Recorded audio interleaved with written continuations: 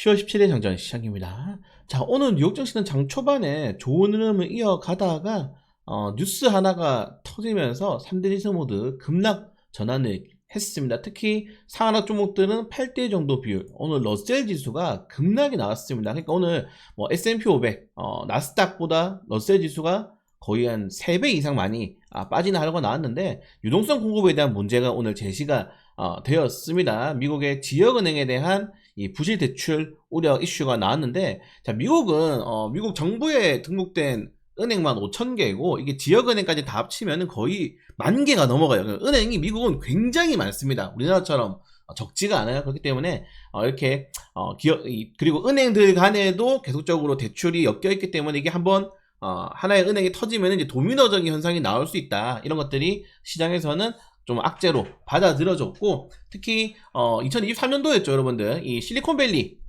은행이 파산을 했습니다. 특히 2일 만에 파산했는데, 최근에 은행이 이 뱅크런이라고 하죠. 투자자들이 돈을 다 빼서 이런 가져가는 이 뱅크런이 옛날처럼 사람들이 요 앞에서 기다리는 게 아닙니다. 이제는 어떻게 됩니까, 여러분들? 투자자들이 이렇게 기다리지 않고 사람들이 핸드폰으로 그냥 인출해버리면은 은행에 있는 자금이 정말 한 번에 엄청난 규모가 다 빠져나갈 수가 있어요. 그래서 2000년대에 넘어서면서 뱅커런은 정말 은행들이 대응도 할 수 없게 돈이 빠져나가는 그 정도가 될 수밖에 없기 때문에 2일 만에 파산하였고, 물론 여기서 또 이제 미국 연준이 적극적으로 개입해가지고 수습하고 이제 뭐 흡수합병하고 빅테크 기업 대기업들이 하면서 어느 정도 완화가 되었는데, 실리콘밸리 은행이 파산했던 거는 간단합니다. 실리콘밸리가 이제 미국 국채, 장기 국채랑 이제 MBS 주택 저당 증권에다가 베팅을 굉장히 많이 했어요. 그러니까 장기적으로 경제가 계속적으로 좋아질 것이라고 했는데, 뭐 러시아 우크라이나 전쟁 터져버리고 뭐 이렇게 이슈가 코로나 뭐 이렇게 나오면서 코로나 이후에 이런 시장에 풀렸던 돈들이 어느 정도 회수가 잘 안 되면서 시장 자체가 좀 부진했죠. 그러면서 한 번에 좀 파산이 되었는데, 이때 지수도 아시겠지만은 급락이 나왔고 은행주들도 계속적으로 좀 조정이 크게 나오면서 시장이 흔들렸는데, 이런 것들이 재현되지 않을까라는 우려감이 오늘 시장에 나왔다라고 생각하시면은 될 것 같습니다. 그래서 투자자들이 최근에 파월이 여러분들 양적 긴축 종료 시사된다. 갑자기 파월이 입장을 바뀌었잖아요. 그냥 이걸 알고 있었던 거야. 그러니까 계속 지금 트럼프도 그렇고 시장에서는 빨리 금리는 해야 되는데 이제 파월이 버텼죠. 또 늦은 겁니다. 또 늦은 거예요. 연준이 지난 코로나 때도 계속적으로 양적 완화를 늦게 하다가 경기 둔화를 또 우려했고 촉발시켰고, 너무 돈을 많이 풀어가지고 양적 긴축해야 된다 그러는데 그것도 늦게 해가지고, 아무튼 연준의 선택이 최근에 좀 쉽지 않다. 독립적인 기관이긴 하지만은 굉장히 정치적인 기관으로 전략해버렸기 때문에 좀 어쩔 수 없고, 파월이 이렇게 한 이유가 결국에는 이렇게 지역은행 부실이 알고 있었을 것이다 라고 지금 전문가들이 이야기를 하고 있는 겁니다. 자, CNN의 피어 앤 그리드 지표가 완전히 투자자들이 공포지수로 넘어갔습니다. 익스트림 피어, 엄청난 극도의 공포를 시달리고 있는데, 이전 마감이 29였고요 일주일 전에 여러분들 26이었어요 중립이었어. 일주일 만에 악재가 계속 나왔죠. 이번 주 뭐 중국의 미국 규제에 대한 보복 관세라든가 여기 또 트럼프도 받아쳤고 이러면서 지수가 급락이 나오는 모습이 나왔는데, 전체적으로 이런 악재들이 빠르게 해소되기보다는 아마 에이펙 정상회담 그리고 전체적인 시장의 이런 리스크들이 어느 정도 완화되려면 시간이 좀 걸릴 것 같습니다. 오늘 빅스 지수도 급등을 했죠. 25 이상 올라갔는데, 그래서 쉽지는 않을 거다. 그럼 오늘 중소형주들이 특히 하락이 나왔던 이유가, 중소형주들이 우리나라 코스닥처럼 이 금리에 굉장히 민감하고 유동성에 굉장히 민감하기 때문입니다. 이렇게 되면은 은행들이 대출 이제 좀 안 해주는 거 아니야? 야, 은행들이 지금까지 대출했던 거 좀 회수하려고 하는 거 아니야? 이런 리스크들이 발생하면서 보시는 것처럼 S&P들은 그렇게 많이 떨어지지 않았어요. 빅테크 종목들은 좀 견고하게 버텼는데, 뭐가 많이 떨어졌냐? 중소형 은행주들은 많이 떨어졌고, 왜냐하면 대형 은행주도 중소형 은행주들한테 대출을 많이 해놨기 때문에 혹시 도미노 연쇄적인 반응이 나지 않을까라면서 조정이 나왔고, 조금 더 러셀 지수 보시면은 여기 보시면 이제 파이낸셜은 그냥 박살이었어요, 여러분들. 파이낸셜 지표 박살. 뭐 거의 4% 8%대만 하락이 나왔죠. 이렇게 떨어지면서 나머지 중소형주들도 동반적인 하락이 오늘 나온 하루였다라고 좀 생각하시면은 될 것 같습니다. 결론적으로는 유동성 공급이 빨리 진행이 되면은 어느 정도 이거 막을 수가 있는데, 어느 정도까지 좀 연준이 빠르게 유동성 공급할지가 좀 가장 중요하지 않을까. 또 늦었습니다. 또 다시 말씀드리지만은 요 정도 내용이 있고, 그리고 지금 보시는 것처럼 이제 ETF입니다. 이제 미국 중소형 은행 ETF인데 ETF도 오늘 급락이 나오면서 투자자들의 공포를 다시 한번 확인할 수 있었습니다. 자, 이렇게 지수가 조정이 나오고 중소형주들이 하락이 나오니까 뭐가 올랐습니까? 금 4천 아니 이거 하루에 이렇게 올라도 되는지 모르겠어. 역대 신고가인데도 네, 좀 무섭네요. 진짜 이 정도면은. 금에 대한 수요가 급증하고 반대급부가 뭐가 떨어집니까? 비트코인이 떨어집니다. 아까 말씀드린 것처럼 유동성 공급에 대한 우려감. 그러니까 돈이 마를 수가 있다는 거예요. 그러니까 연준이 빨리 금리에 대한 인하를 진행하고 양적 완화를 빨리 시행을 해야 된다라고 좀 말씀을 드리고, 그러니까 여러분들 주식 시장보다 조금 더 민감한 게 비트코인 시장이잖아요. 비트코인 시장에 트럼프 관세 이슈 나온 다음에 반대를 못 하고 있는데 거기에 따른 이런 시장의 리스크들도 어느 정도 충분히 시장을 좀 누를 수 있는 악재가 된 것 같습니다. 오늘 진짜 중소형주들 거의 뭐 4에서 8%씩은 다 떨어졌거든요. 저도 제가 오늘 이제 몸이 좀 안 좋아가지고 오전에 개장하고 30분 넘게 시장 괜찮네, 좋다 하고 약간 쉬려다가 그냥 한 4시에 일어났는데 잠을 들어버려가지고 정말 깜짝 놀랐어요. 그래서 정말 최근에는 이런 정말 돌발적인 악재가 계속적으로 발생을 하고 있기 때문에 계속 말씀드리지만은 분할 투자는 정말 필수적이다, 이렇게 말씀을 좀 다시 한번 더 드리고 싶습니다. 자, 오늘 국내 증시 같은 경우에는 뭐 야간 선물이 장마판에 좀 떨어지면서 하락이 나왔지만은 그래도 마이크론 테크놀로지가 버텨줬잖아요. 엔비디아, 브로드컴. 네, 그래가지고 어느 정도 반도체 종목들은 어느 정도 버틸 수 있지 않을까. 물론 오늘 금요일이기도 하고 뭐 지수 하락에 부담이 있긴 하지만은 어느 정도까지 좀 지켜봐야 될 필요가 있을 것 같습니다. 그래서 어제 코스피가 3,700포인트를 돌파하고 예탁까지 80조 올랐는데 오늘 약간은 조정이 좀 나올 수 있다는 점을 체크하시면 될 것 같고, 외국인 투자들의 시장 수매수세가 여전히 유효하다는 점들. 그다음에 개인 투자들이 양방향의 더블로 강심장 레버리지 곧버스에다가 그냥 둘 중에 하나는 죽는 거야, 이 정도면. 둘 중에 하나 죽는 거예요. 둘 중에 하나. 그러니까 올라가는 거에도 베팅, 인버스에는 곱하기 2배 베팅.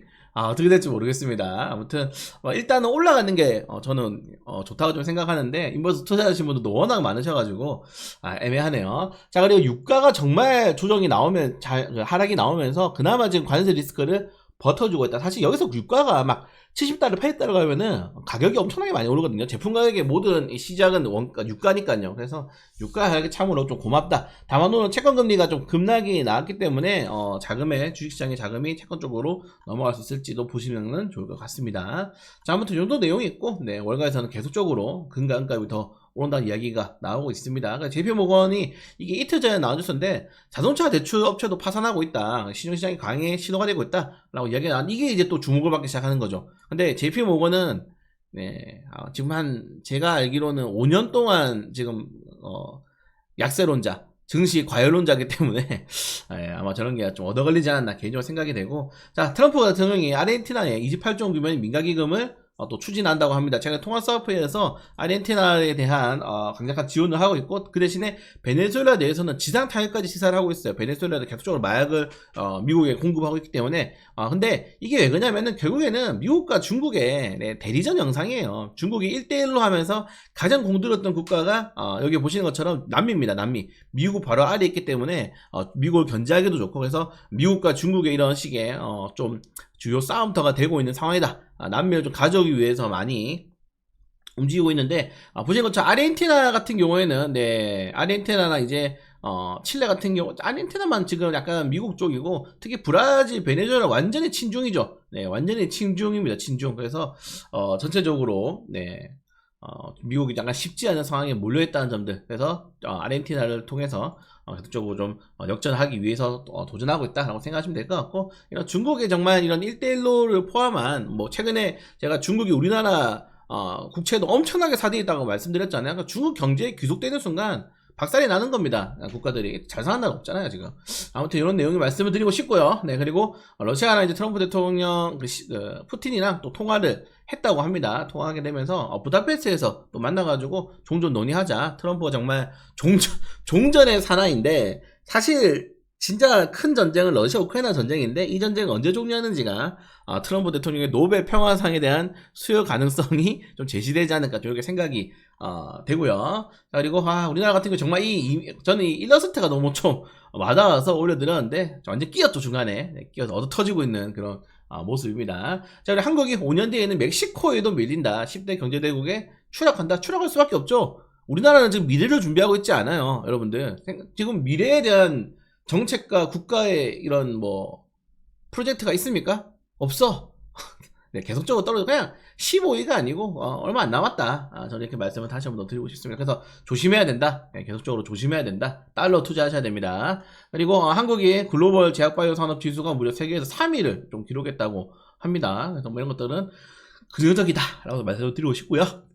그리고 정부가 줄기세약 세포 그리고 뭐 신약 허가에 대해서 좀 가이드라인, 우리나라는 지금 제약바이오 규제가 엄청나게 강하거든요. 그래서 이런 것들을 좀 완화하는 시선은 나쁘지 않다라고 말씀드리고 싶고, 오늘 트럼프 대통령도 뭐 이제 배아세포 관련해 가지고 오늘 인터뷰를 했죠. 인터뷰하고 사실 이게 뭐 임신 관련해서 좀 가장 중요하기 때문에 그런 것들에 대한 좀 기자 간담회를 하기도 했습니다. 그래서 이런 것들은 좀 잘하면 좋을 것 같고, 자, 그리고 정부가 지금 배당 수요 최고 세율을 25%까지 조정 가능하다라고 이야기가 나왔는데, 이게 이제 정말 우리나라 증시가 4,000포인트 이상 넘어갈 수 있는 키 플레이어입니다. 예, 이게 지금 우리나라는 배당이 너무 높아서 이 배당 세금이 너무 높아서 안 돼요.